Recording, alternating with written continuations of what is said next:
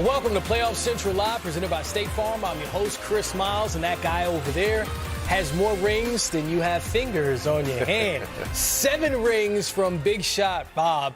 And great to have you on the show, and it's great to talk about these teams still on a championship quest. So we have 8 teams getting ready for the second round, but let's start with the MVP finalist in Joel Embiid, because we have an update on what's going on with him. Embiid out indefinitely with an orbital fracture and mild concussion. He suffered the injury with less than 4 minutes to go in Philly's closeout Game 6 win over the Raptors. There's no timetable for his return. It's not determined if he will need surgery or not yet. Remember, 4 years ago, Embiid had a left facial fracture, missed 3 weeks with that. Also has a thumb injury in his shooting hand.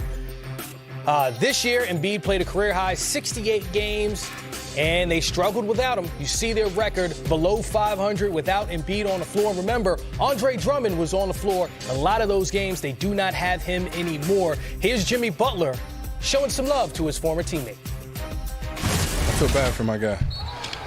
Obviously, one of my former teammates, arguably the MVP of this league. And I think I speak for everybody that's a part of this team. Like, we want Joe to play. It would be like if Jimmy was out, right? We would do different things, but Joel's so much more dominant than everybody. So if you miss a Joel, it clearly allows the other team to do different things defensively that they would never envision to do with Joel on the floor. I'm not an analytics guy, obviously, but I was told that they're a much better team defensively whenever he's on the floor, as it should be.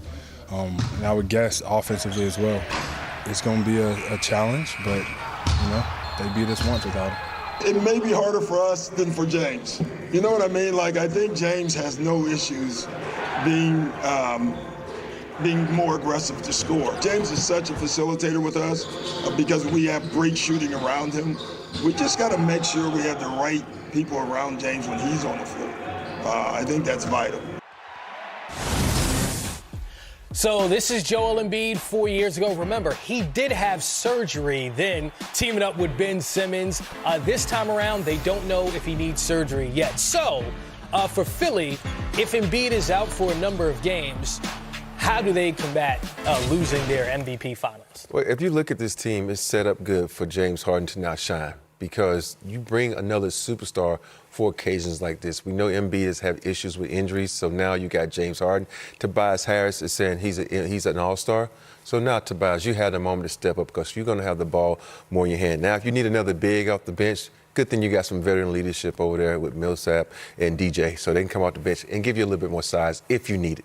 Now, you mentioned James Harden in round 1, scored 19 points a game, 10 assists a game. What he said about those Raptors, man, their defense, this is the hardest series with their length and athleticism on the wing. How did he adjust as the series went along to Game 6 where he started to look like himself again? I think James' quickness, he can spread the floor out a little more. If you see the pick and rolls, they were starting to set a little bit higher. Like in this clip right here, look how high the pick and roll is. Now you got him able to navigate and see the floor. You get a good pocket pass over the top to the offensive guy for a layup. Now here, this is what I like best. He's looking at young fella, says take off, and he kind of hesitates. He throws the ball ahead. Now Maxi, now you got to head start, going downhill, use your speed to get to the hole and get to the back. Right here, this is Pat and James Harden right here. Yada, yada, yada, dribble, step back, boom, three-pointer. That is vintage James Harden. And this is probably one of my favorite plays right here, what James Harden does, because look how high this pick and roll is. He comes off this pick and roll. Look at that lane. I got this lane. You know what? I usually lay this up, but no, I'm going to go in with a thunder dunk because you have to be aggressive in the playoffs, and this needs to be James Harden. Not 10% of the time, but 90% of the time when Embiid's not playing. You said you have to be aggressive, and Tyrese Maxey, the young up-and-coming player for the Philadelphia 76ers, was that in round 1, and also, quiet as kept, Tobias Harris as well. How big are those two guys going to be in this series against the Heat? Well, we know what Maxey did in his last series, but to me, my eyes are going to be on Tobias, because Tobias has been that forgotten man, because we've been talking about the big three, Embiid, Harden, and Maxey, but we kind of forgot about this guy. You know, with Embiid out, he's able to score 20 to 25 points. Now he's got to kind of push that to 30 because it's the playoffs. 25 was good in the regular season, but in the playoffs, we need 30. Oh, I get that. A guy who's averaging 30 in the playoffs, Jimmy Butler. Remember, he did not play in that Game 5 clinching win against the Hawks last Tuesday. So he's got an entire week of rest for that knee soreness, and he's back. Man, Jimmy Butler, what are you expecting from him in this series where he's been playing this postseason, having a week off? You know, knowing Jimmy since he was 15 years old, you need to be Jimmy Buckets, man. You got that nickname for a reason. When you're aggressive, you make that team so much better. I know you can facilitate and you can do things defensive, but offensive, you got the talent. So don't just sit back and expect everybody else to get theirs. Go out and get yours, because once you get yours, that's going to make it easier for everybody on that team. Jimmy Butler now with the Heat looking to burn his former team. So what's your prediction for this series? Heat resting and healthy, 76ers without their star center. I think because the Heat has home court advantage, I'm going to say the Heat in 6. Oh, the Heat in 6. The team with the best record in the Eastern Conference, not too far out on a limb. How about the reigning Eastern Conference champs and your reigning Finals MVP, Celtics, Bucks? What does his absence mean for that Sixers-Heat series? It means a shorter series for sure. And if the Miami Heat are going to play against Sixers at least 2 games without Embiid, that's a real opportunity to be up 2-0. I feel bad for Joel. Led the league in scoring, led the league in usage, led the league in 40-10 games. But here's something I want to point out to you, Nicole.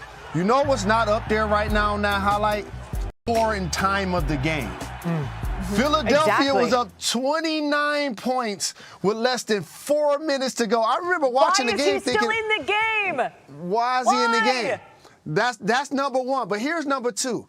You got to finish series when you can. The Toronto Raptors were so banged up and injured at the beginning of this series, Philadelphia had a chance to close it out in Game 5. You know what they did? They went home and lost by 25. So now you got to go back to Toronto and play another closeout game, and your MVP candidate gets injured late in the game. And now you have to go to Miami to play the next series without him. Game 1 there, by the way, is Monday. Like I said, it's also in Miami. Mr. Jalen Rose, thank you. Wouldn't be it. Grizzlies come back to win, to clinch the series. Do the gritty dance. Do your thing, Ja. Hey, I told y'all. How you feeling? I told y'all. How you feeling, bro? I was saving it. I was saving it. Hey, I was saving it. Let's get it, man. Back to the L. They was there last year, and they was the same way, having leads, letting the game slip away, and, you know, we just not as experienced as them, and it happens. Like, every game we won besides the second game. We just bad shots, you know, turnovers. It's all good. I looked at half court and I just thought about everything that I've been through, and I'm just very I'm just appreciative of how far I've come, and